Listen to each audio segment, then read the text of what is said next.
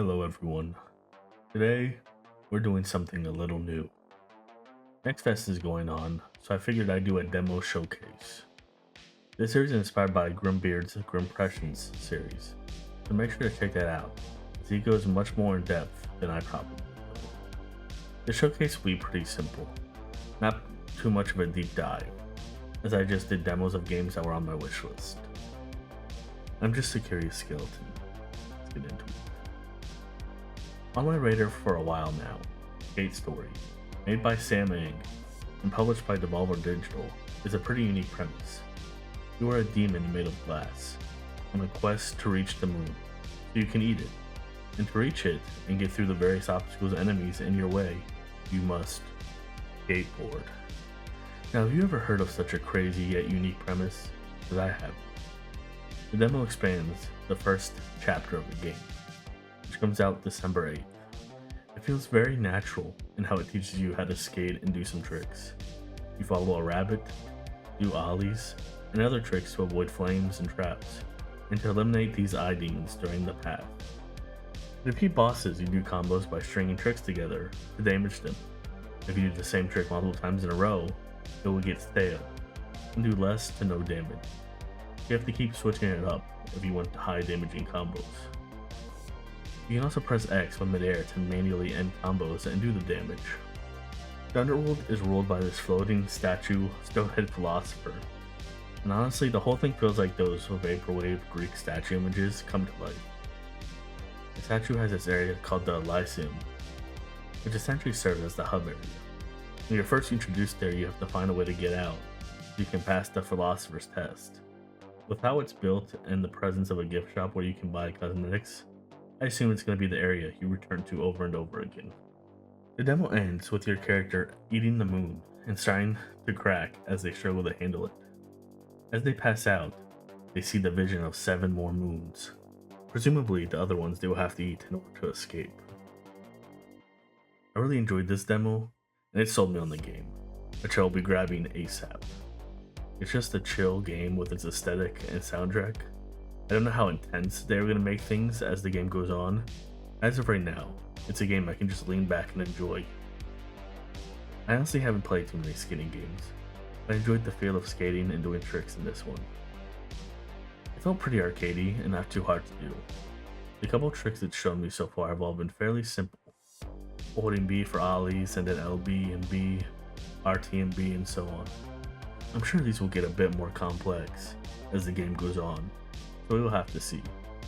All in all, if you're looking for a chill little game about skating and eating moons, keep an eye on this game.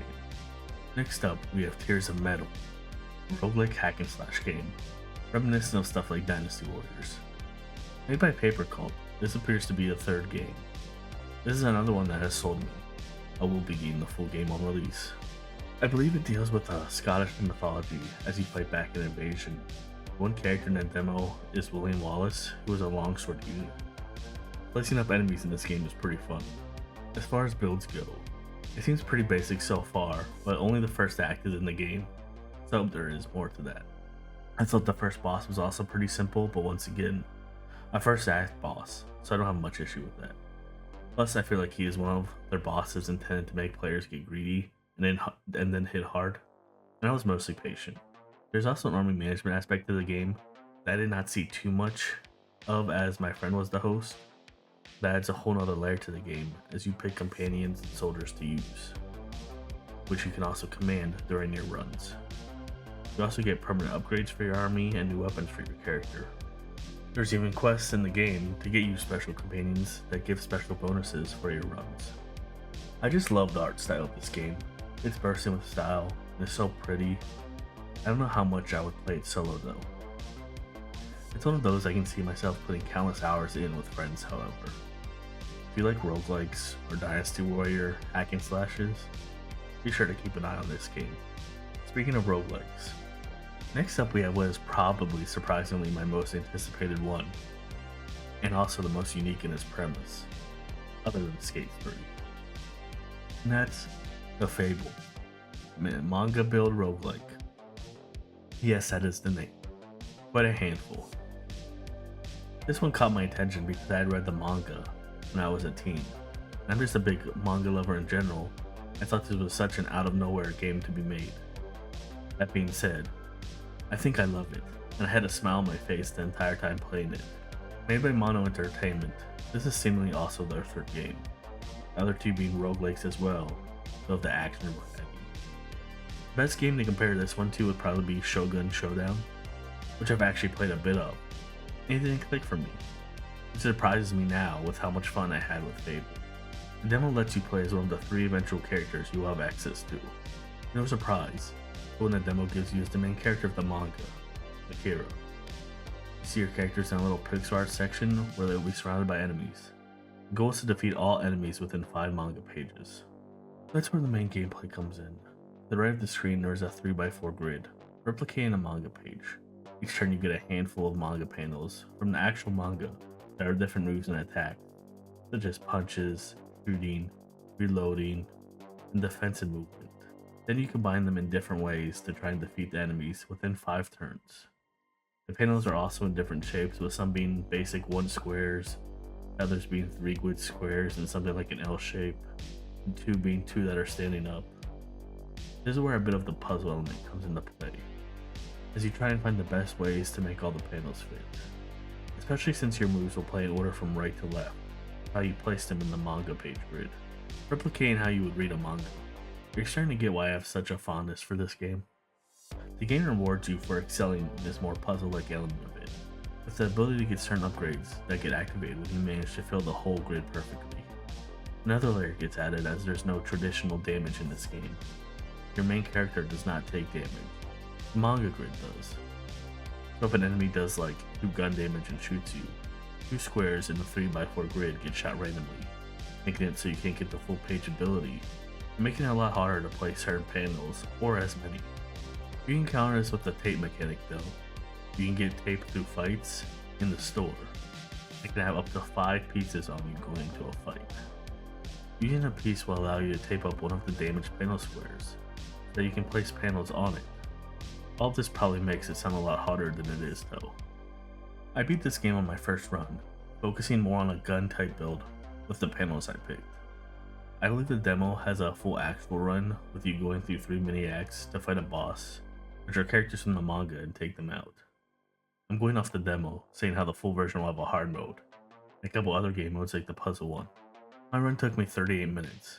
They do say runs take around an hour, so maybe I just got a good run, and there'll be more stuff to do in the full version. There are just so many little fun things sprinkled into this game. A dope little soundtrack, a handful of simple mini games based on things from the manga that you can encounter during runs that will let you get certain upgrades depending on how well you do. The full version says it will have a harder mode and a puzzle mode where you have to figure out how to beat an enemy with 1 manga grid page. There's just so much little things sprinkled into this game that makes it feel like a love letter to the manga. Check out this game if you like manga or roguelikes. Hell, even if you don't, just give this game a shot. It really is fairly simple and small, but so full of charm. For the last roguelike of this showcase, which I didn't really realize I had so many roguelikes, but considering my wishlist it makes sense. We have Spirit Left, a deck builder roguelike in which you play a group of teens in the 90s, exploring a haunted hotel with the help of a magical elevator. Made by Pretty Smart Games, we are still following the rule of 3, this appears to be their 3rd game on Steam. This is one I've actually had an eye out for a while. This and Skate Story I both had on my wishlist in Steam since 2023 I think. And it's one of the first games I ever put on my Steam wishlist. Following all the games in this showcase, I really like its art style and vibes. Even the sound things like Scooby-Doo and the Blackout clip. Other than its unique presentation, it seems like a fairly standard roguelike deck builder. I don't know how much of this game is in the demo, and if some characters are unavailable, but it seems you don't get to go to all the floors, as in the elevator it says demo mode on, skipping floors. But I am unsure if those are 2 connected statements, or each their own thing, and you will skip floors in the main game too. I did get to the penthouse and beat the boss on my first run. I was close to death though, and I lost my second run, so I'd say the difficulty is decent, especially depending on how much more is in the full version. For my first run I did a smash damage run. A smash is one of the more unique effects of this game, at least compared to other roguelikes I've played. Smash ignores the dodge effect, so you always hit enemies, and it still removes the dodge effect, so you can hit them with other attacks. The other main unique takes in this game is that you play as a team of characters. You pick 3 out of 8 teams and form a team. Each team has like 5 cards, do different types of effects and attacks, some being smash focuses, others being things like regeneration and getting rid of debuffs. You have a lot of available mix and matching, get unique starting decks and builds. There's also a randomize button for the teams, which I imagine will really liven things up. Overall, this is just a nice little spooky themed deck builder roguelike. It seems an easy recommendation for anyone into the genre. For our last game, we have Sleep Awake, our first person horror narrative experience by Eyes Out LLC, published by Blumhouse Games. This project is led by Corey Davis, the director of Spec Ops: The Line, and Robin Fink. I don't know how you say it. The guitarist of 9 Inch Nails. What made this stick out to me was the premise.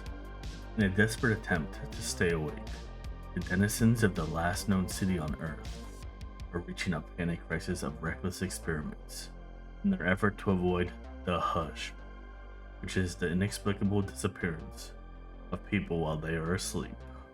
The demo for this one seems to be the first 40 minutes or so of the game.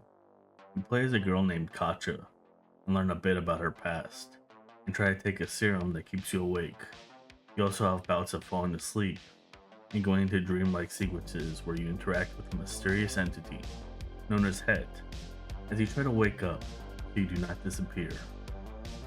Combined with all this is a post-apocalyptic dystopian setting where the DRM takes and hunts the residents to conduct experiments on them and God knows what else. Full of interesting lore, a lot of cool and psychedelic visuals, some even being live action. The game has a very distinct feel, a bit of Lovecraft, a bit of Orwell, and a bit of Stephen King. The game reminded me of one I played earlier this year, the Orwellian Karma, The Dark World, in its presentation. This is essentially a cinematic walking simulator for the most part, with the occasional small puzzle to solve. Its gameplay, at least so far from what I've seen, is mainly going to be walking and inspecting objects. Its main goal is getting across the narrative experience. If you're looking for a more gamey game, then this probably isn't for you. If you don't mind that kind of thing and enjoy these cinematic experiences like I do, then keep an eye out for this one. And with that, we end this Skelly Fest showcase. For the next one, I may provide updates on the games we went over today. I'm not too lazy to do it, but I feel like I'll be getting all of them, so I probably will do it. If anything interested you in this video, be sure to wishlist the game on Steam. I'll have the links below. I'm just a curious skeleton, and I'll see you next time.